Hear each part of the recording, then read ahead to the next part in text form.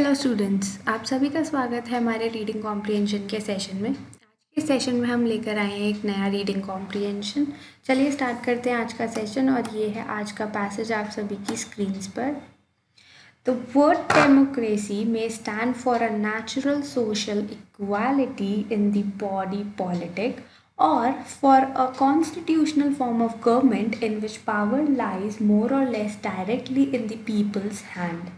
First paragraph बोल रहा है डेमोक्रेसी के बारे में कि जो वर्ड डेमोक्रेसी है वो नेचुरल सोशल इक्वालिटी यानी कि सोशल इक्वालिटी प्रोवाइड करने पे स्टैंड करता है या फिर एक ऐसी फॉर्म ऑफ गवर्नमेंट पे स्टैंड करता है जिसमें ज़्यादा से ज़्यादा पावर पीपल यानी कि आम जनता के हाथ में होती है। The former may be called social democracy, मतलब कि यहाँ पर जो हमने बात करी थी कि नेचुरल सोशल इक्वालिटी की, उस चीज़ को हम बोल सकते हैं सोशल डेमोक्रेसी। और जो हमने बात करी थी कि power lies more or less directly in the people's hand, उस चीज़ को यानी कि लेटर पार्ट को हम बोल सकते हैं democratic government. The two differ widely, both in origin and in moral principle. Genetically considered, social democracy is something primitive, unintended, proper to communities where there is general competence and no marked personal eminence. There will be no aristocracy, no prestige, competence, and no marked personal eminence, but instead an intelligent readiness to lend a hand and to do in unison whatever is done.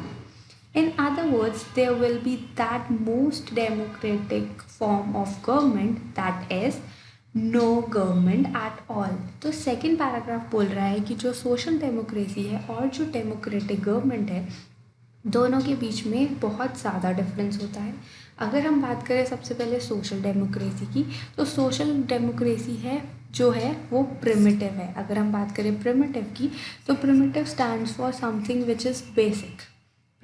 Primitive का मतलब होता है basic, वो unintended है और वो ऐसी communities के लिए अच्छी है जहाँ पर कोई भी पर्सनल एमिनेंस नहीं होता। अगर हम पूछे आपसे कि एमिनेंस क्या होता है, तो एमिनेंस होता है बेसिकली डिस्टिंक्शन, मतलब कि कोई भी डिस्टिंक्शन नहीं है, पर्सनल डिस्टिंक्शंस नहीं है। ऐसी कम्युनिटीज़ में सोशल डेमोक्रेसी प्रिवेल कर सकती है। आगे बोलता है कि there will be no aristocracy. अगर हम बात करें एरिस्टोक्रेसी, तो again this is a very important word. Aristocracy का मतलब होता है highest caste in most societies, मतलब कि सोसाइटीज़ की जो सबसे हाईएस्ट कास्ट होती है उसको हम एरिस्टोक्रेसी बोलते हैं। ऐसी जगह जहाँ पर एरिस्टोक्रेसी ना हो, एज इन कोई डिस्टिंक्शन ना हो, कोई हाईएस्ट कास्ट ना हो, सब लोग इक्वल हो, कोई प्रेस्टीज नहीं हो, बल्कि एक ऐसी सिचुएशन हो जब लोग एक दूसरे को हाथ देने में या एक दूसरे की मदद करने में हमेशा आगे हों। दैट मीन्स ऐसी गवर्नमेंट जहाँ पर गवर्नमेंट ही ना हो और पावर सारी लोगों के हाथ में ही हो, एज इन कोई उनका रूरल ना हो।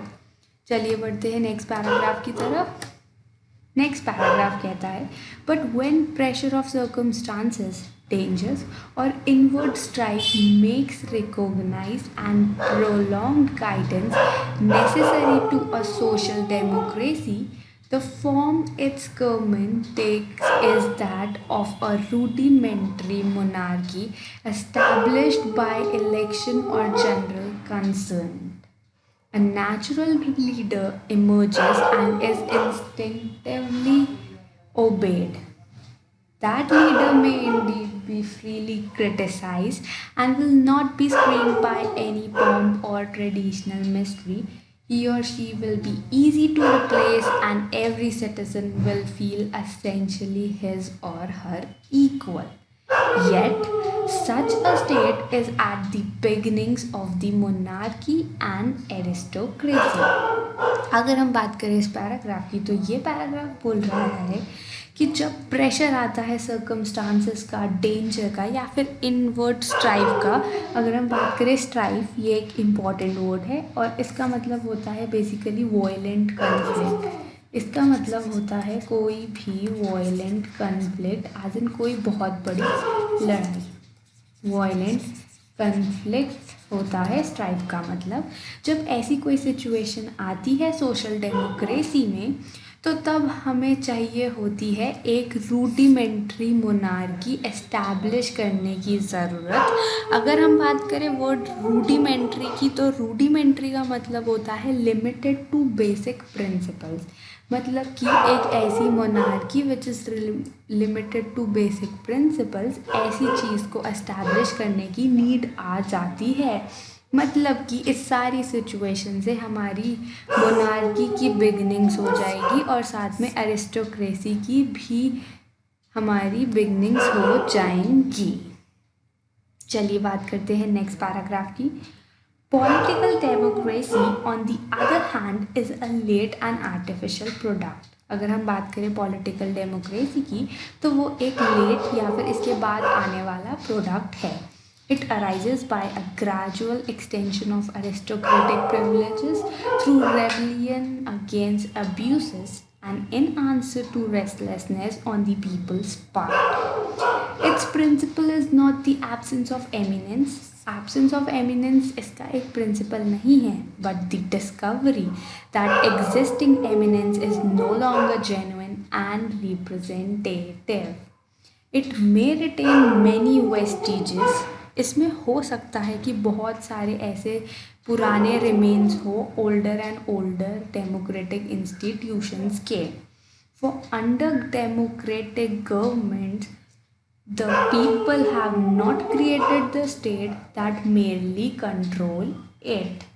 Their suspicions and jealousies are quieted by assigning to them a voice, perhaps only a veto in the administration. उन लोगों की जेलसीज और सस्पिशंस को सिर्फ एक ही चीज़ से चुप कराया जा सकता है, उनको एक वॉइस देकर, उनको वीटो पावर देकर एक एडमिनिस्ट्रेशन में। चलिए बढ़ते हैं नेक्स्ट पैराग्राफ की तरफ।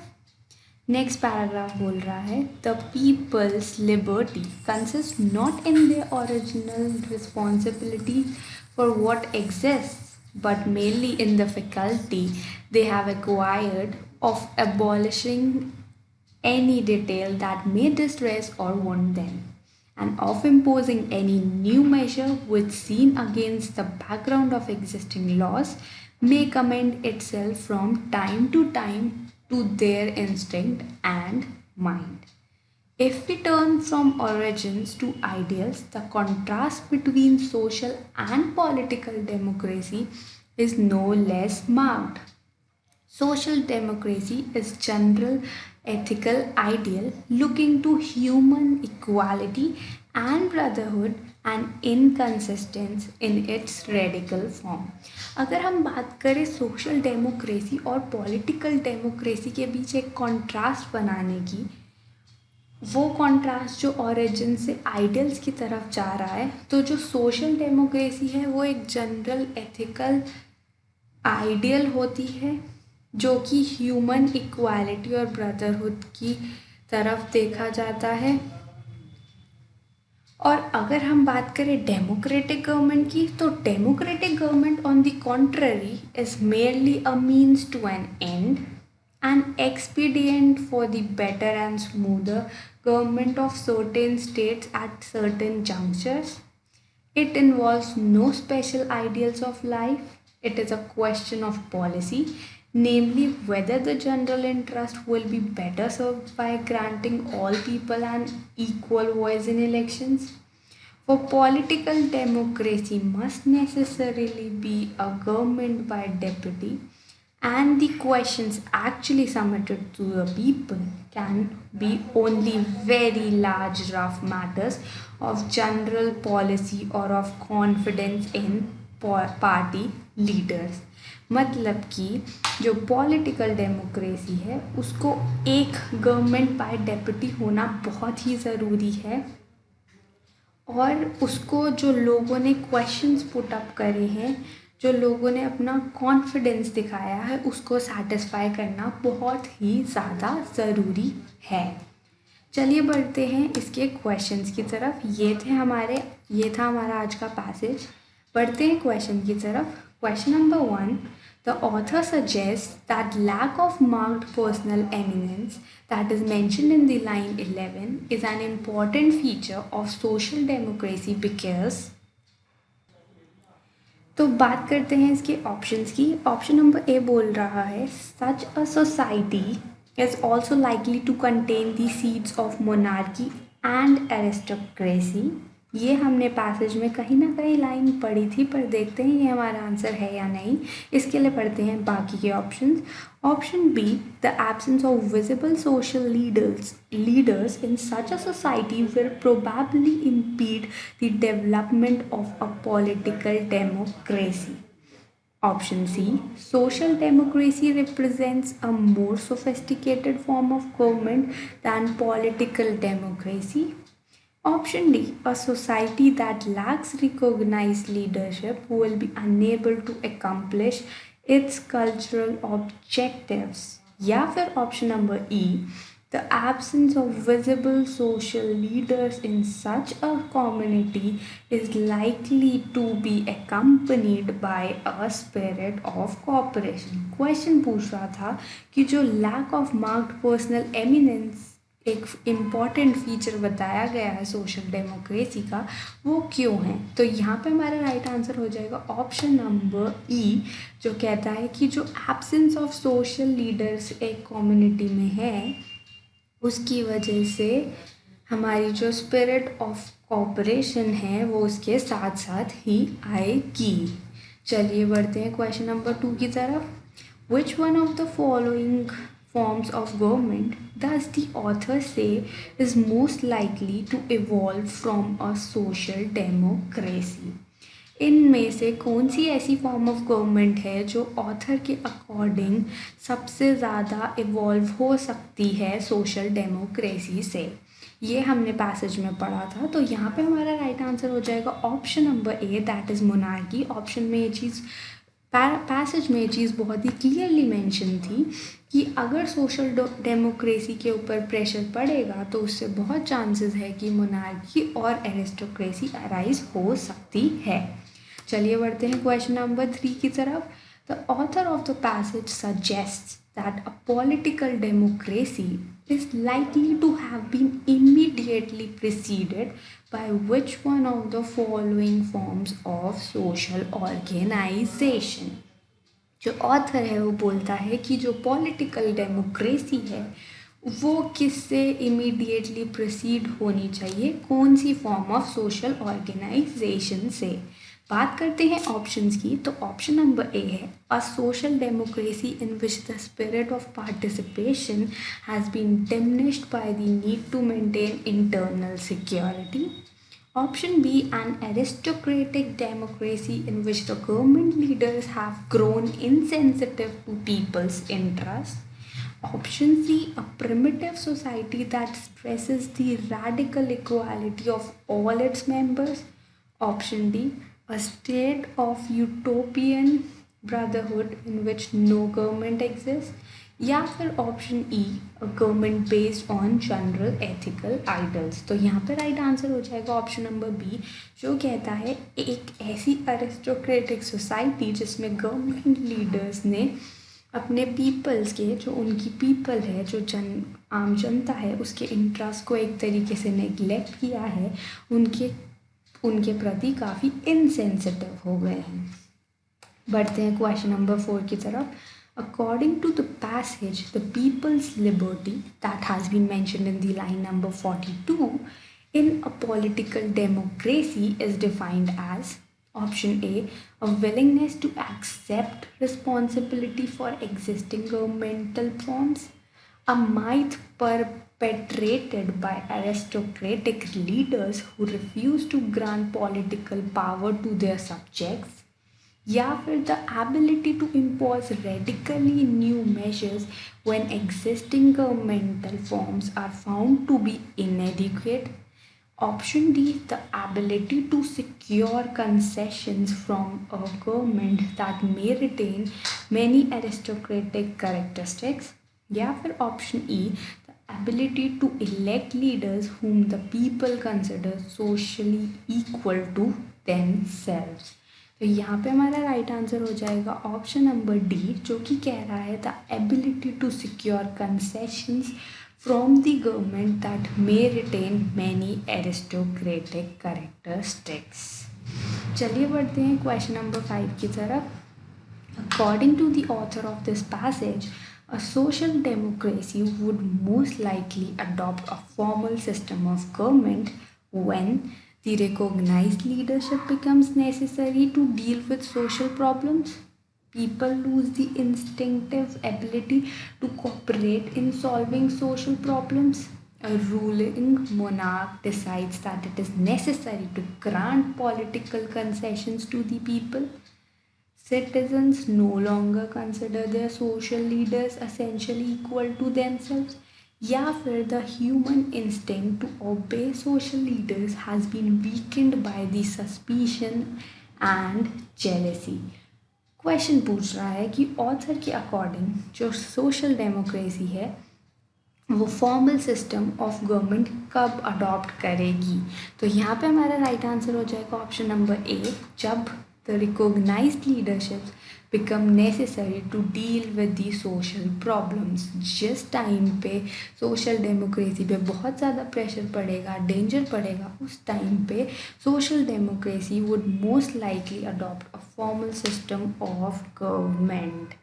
चलिए बढ़ते हैं नेक्स्ट क्वेश्चन की तरफ। Question number 6, according to the passage, which one of the following is likely to occur as the result of the discovery that existing eminence is no longer genuine and representative।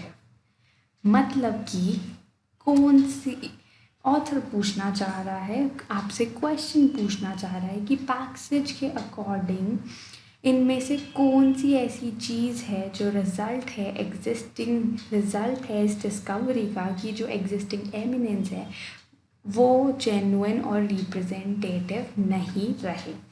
Option A, aristocratic privileges will be strengthen which will result in a further loss of the people's liberty.